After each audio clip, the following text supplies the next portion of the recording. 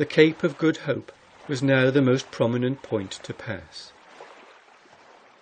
From Table Bay I could count on the aid of brisk trades, and then the Spray would soon be at home. On the first day out from Durban it fell calm, and I sat thinking about these things and the end of the voyage. The distance to Table Bay, where I intended to call, was about 800 miles over what might prove a rough sea. The early Portuguese navigators, endowed with patience, were more than 69 years struggling to round this cape before they got as far as Algoa Bay, and there the crew mutinied.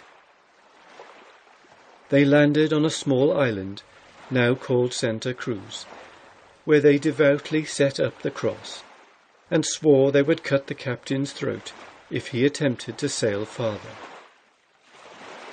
Beyond this, they thought was the edge of the world, which they too believed was flat.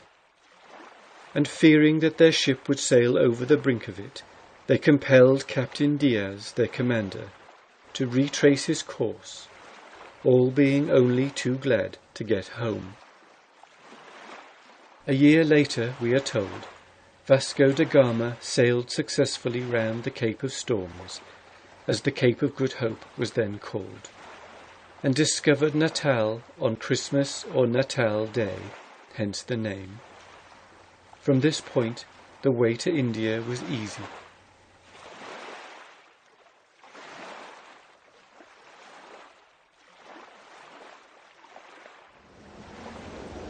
Gales of wind sweeping round the Cape even now were frequent enough, one occurring on an average every 36 hours. But one gale was much the same as another, with no more serious result than to blow the Spray along on her course when it was fair, or to blow her back somewhat when it was ahead. On Christmas 1897 I came to the pitch of the Cape. On this day the Spray was trying to stand on her head, and she gave me every reason to believe that she would accomplish the feat before night.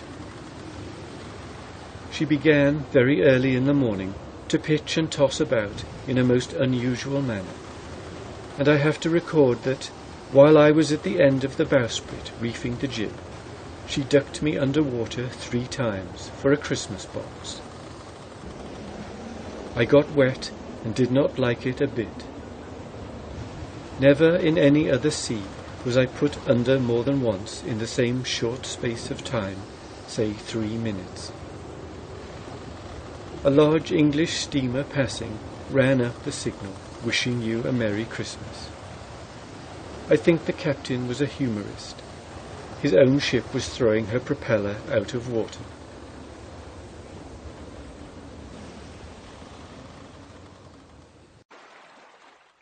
Two days later, the Spray, having recovered the distance lost in the gale, passed Cape Agulhas in company with the steamship Scotsman, now with a fair wind. The keeper of the light on Agulhas exchanged signals with the Spray as she passed, and afterward wrote me at New York congratulations on the completion of the voyage. He seemed to think the incident of 2 ships of so widely different types passing his cape together worthy of a place on canvas, and he went about having the picture made, so I gathered from his letter. At lonely stations like this, hearts grow responsive and sympathetic, and even poetic. This feeling was shown toward the Spray along many a rugged coast, and reading many a kind signal thrown out to her gave one a grateful feeling for all the world.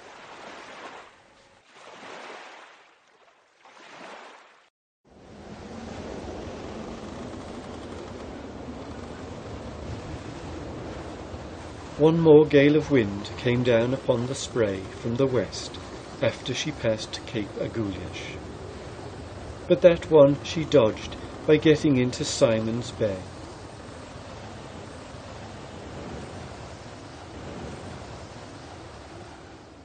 When it moderated, she beat around the Cape of Good Hope, where they say the Flying Dutchman is still sailing. The voyage then seemed as good as finished. From this time on, I knew that all, or nearly all, would be plain sailing.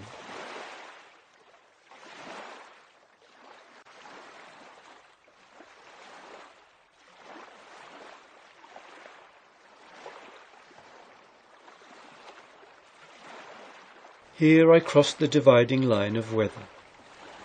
To the north it was clear and settled, while south it was humid and squally, with, often enough, as I have said, a treacherous gale.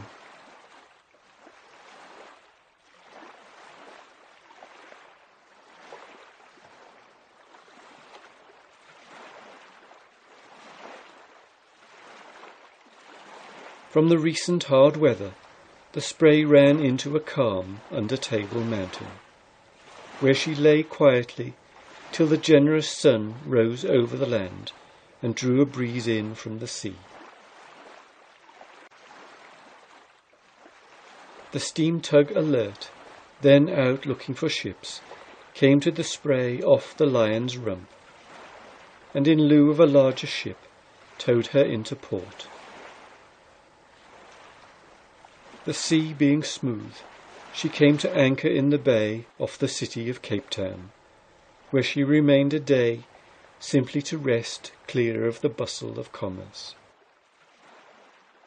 The good harbour master sent his steam launch to bring the sloop to a berth in dock at once.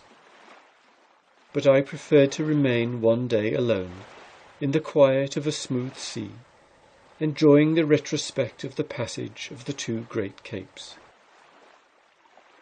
On the following morning, the Spray sailed into the Alfred dry docks, where she remained for about 3 months, in the care of the port authorities, while I travelled the country over, from Simonstown to Pretoria, being accorded by the colonial government a free railroad pass over all the land.